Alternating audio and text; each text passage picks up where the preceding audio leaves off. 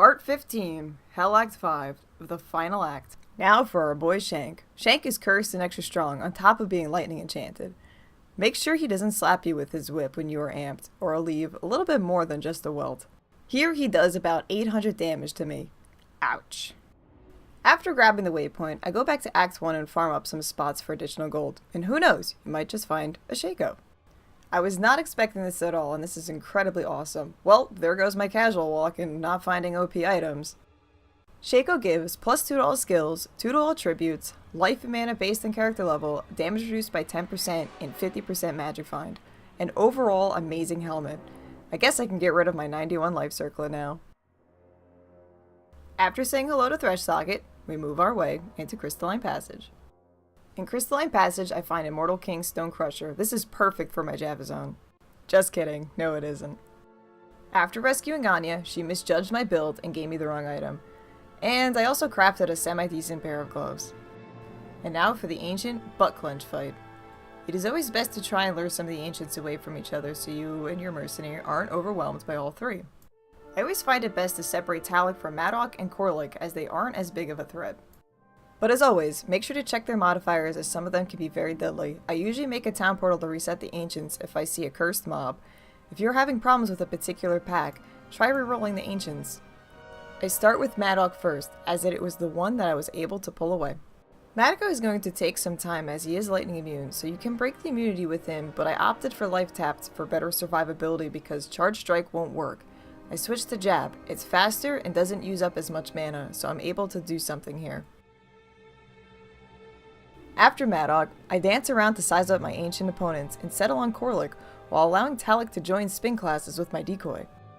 Korlik was a lot easier to take down as he is not lightning immune, so we had full-on charge strike damage on him. After Korlik explodes in a fantastic display of burritos, Talik is ready to show off his moves. When fighting Talik, one thing to be careful of is the spin to win. If you have a decent chunk of life and high block, he won't be as scary, but I still keep my distance, slowly picking at him and making sure life tap is available for my mercenary and Valkyrie. But Talik just can't touch this. In Worlds Don't Keep, I find a nice Cymbalin. 2 to Amazon skill levels, 30 increased attack speed, life leech, and extra enhanced damage. Now this will up my base damage, but I will also lose Prevent Monster Heal, which can help with some of the more difficult mobs. I ultimately decide to get rid of it as I want the Prevent Monster Heal instead. We reach level 88, dump all points into Vitality and our 1 point into Lightning Bolt Synergy. After a nice hike, we finally reach the throne room and it seems to be pretty safe so far. Sometimes you can have really deadly spawns at the entrance. Now, time to ride the waves.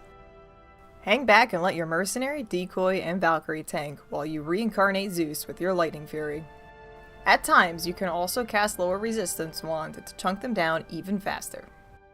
Wave 1 and 2 weren't much of a problem and were taken down pretty fast. Every so often, I had to go back and stock up on potions for myself and my mercenary. Wave 3 is a bit lightning resistance and Bartok is lightning immune, but thankfully it isn't much of a challenge. Here we wanted to make sure Tony and the Valkyrie are able to work together as a team without using my help. Luring out Wave 4 a few at a time helps chunk them down individually. Unfortunately I had to visit town a few more times to remove the amp damage and repair my javelins and also restock.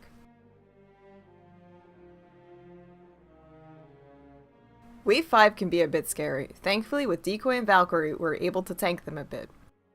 Tony went on vacation for this pizza delivery, so we had to do this wave without him. Just take your time and hang back.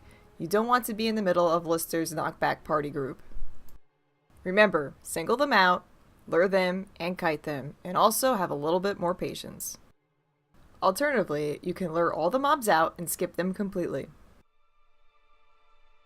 And now for the ultimate showdown. Before going to bail, I did farm up a little bit of gold in Act 1 in case my mercenary died, and also for additional potions.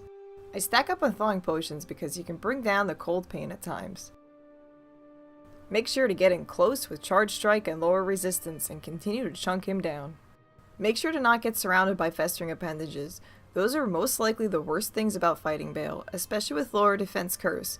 They can give you a serious case of the slappity slaps. Whenever the clone or appendages spawn, I usually head back to town frequently in hopes for them to despawn so I don't have to worry about them often. Unfortunately, Tony also keeps dying because I'm not using life tap and want to bring him down quicker with charge strike using lower resist instead. Usually you are able to take down Bale or his festering appendages quicker in Players 1 because they have a lot less life, but I'd rather go back to town and wait for the despawn so I don't risk being overwhelmed. It is a rather tedious process. Also, make sure you continue to walk through this if you find yourself needing to get past the appendages because your defense will be significantly lowered and you'll have a higher chance of dying if you run past them. I started running out of gold partway through, so I tried farming up some mobs for any bits of scraps of gold I could manage to get, and allowed for the clones and appendages to despawn. But here, I make a critical error. Usually after waiting in town for a while, the appendages will despawn. The problem is, they are waiting for me when I come back from the town portal. You need to make sure that the town portal is away from Bale, otherwise he's going to move on that portal like a bitch. This time, I become super chicken and continue to farm up for more gold, and had to think of a plan of getting back. So after a bit of farming to acquire more gold, I head back and discover he healed all the way back up again. Son of a shithole. Although bosses won't really heal if you are in the middle of a fight, if you ignore them for too long, they will heal all the way back up. So I just wasted a whole bunch of time dicking around with Bale. This time, I moved on him like a bitch. I knew that Tony was no more, so it was up to the women to get her done. I also made sure to put my town portal far enough away out of range of Bale, so that he wasn't able to load it up with calamari. And after all that hard work, hardcore players 8 Hell Bale dropped garbage. We have done it. But it's not over just yet. There's still a few things to clear up. An area I always seem to skip is Neelthak and Pindle, because I'm kind of a chicken shit. But I have defeated Bale, so now I'm ready to take on a new challenge. Pindle is one of the best places to farm, and also one of the deadliest that I always usually tend to avoid. I found I screwed up here and wasn't able to take him down right away and ran into a problem. Unfortunately, I had no means of actually making sure the corpses never rose again, so it was a little terrifying wave to get past. I also learned that Pindle is lightning immune, which makes this severely problematic. So, we're just gonna sneak past him and holy son of a shit! Thanks shit for full rejuvenation potions. Seriously, don't F around with Pindle. After making our way through Halls of the Ass, we pick up Telling of Beads, and also Talrash's Mask. I could have really used that at Bale. Thanks. I finally make it to the area where Neelthak is, and there are Tomb Vipers everywhere. Tomb Vipers are bugged, and their damage is a hell of a lot more than you want it to. So, at this point, I'm starting to shit a little bit of bricks. Along the way, I found some white matriarchal javelins to imbue, and I figured, why not? And they turned out to be shit. Because I had a not great time getting to Neelthak, I didn't want to risk it and chickened for this game, but hey, I'm a guardian now. Back to Neelthak, who wasn't all that big of a deal this time, and he dropped some rite of passage boots.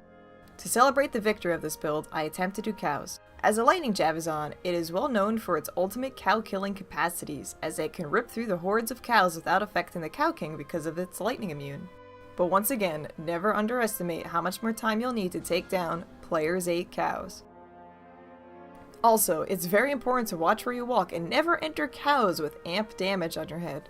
What was I even thinking? So, let's go over the gear and the character that was able to defeat Hardcore Players 8 Hellbale. We finished at level 88. We have enough strength to use our equipment at 109, dexterity is at 160, vitality is at 263, and our energy is at base at 27.